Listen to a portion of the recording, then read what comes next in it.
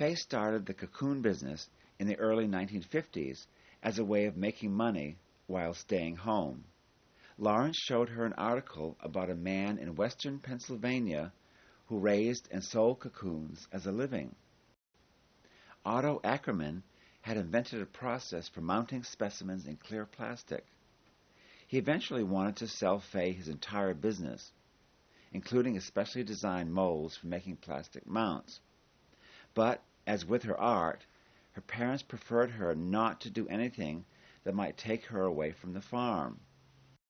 Seeing the money she was making, Lawrence decided to join her in the business.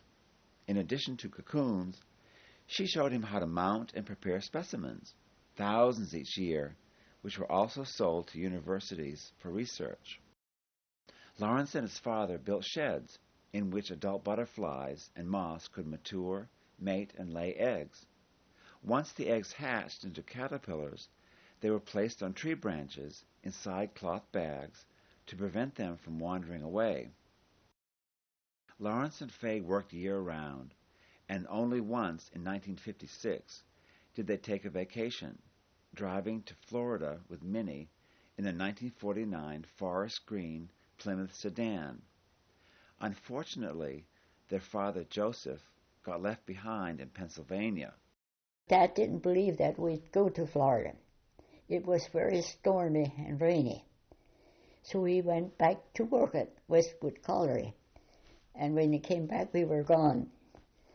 And he cried and went to the neighbors and cried there.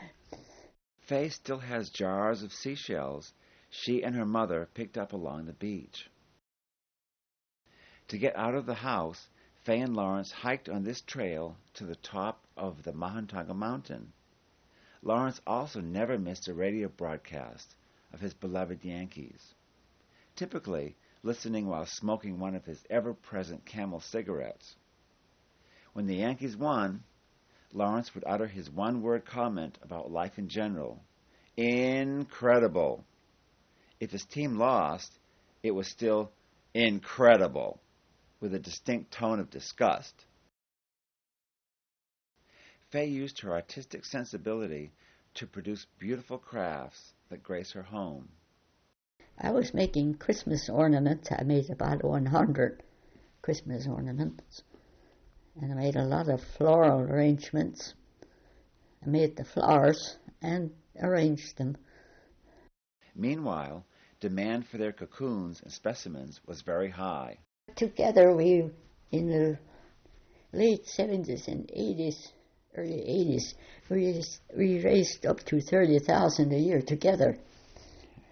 During the summer caterpillar season, the work was brutal, with Lawrence going up and down ladders hundreds of times a day, moving bags from branch to branch. The whole family helped out. Yes, she cleaned all of the cocoons. And that helped out with getting branches up at the mountain, brought them down, put them in water, then I put them in the shelters. During the winter, Faye repaired the bags, while Lawrence spread thousands of specimens for Yale.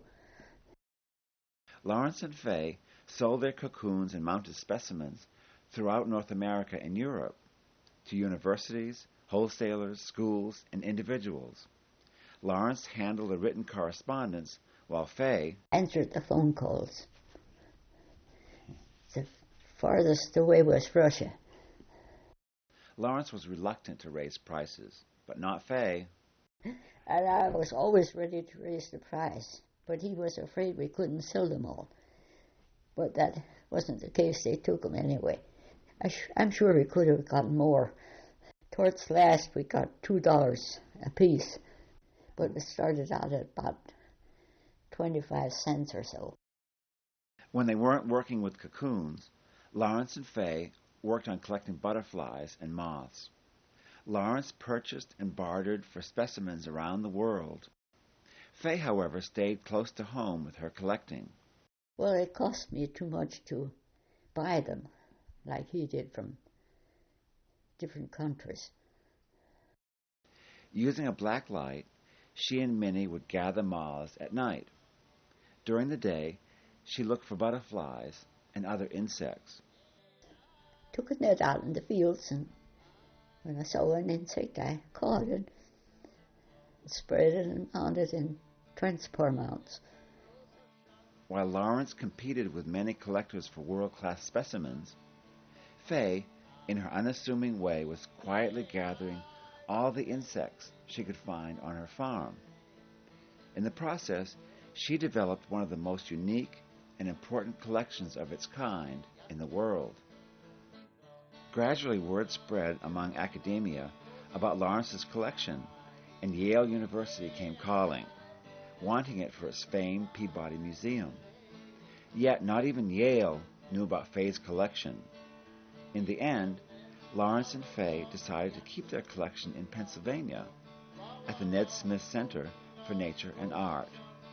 In addition to the collections, Faye and Lawrence donated a library and Lawrence's articles and nature photographs. Today, Faye lives alone with her memories and her cat. She still does some gardening. Friends and neighbors check on her regularly.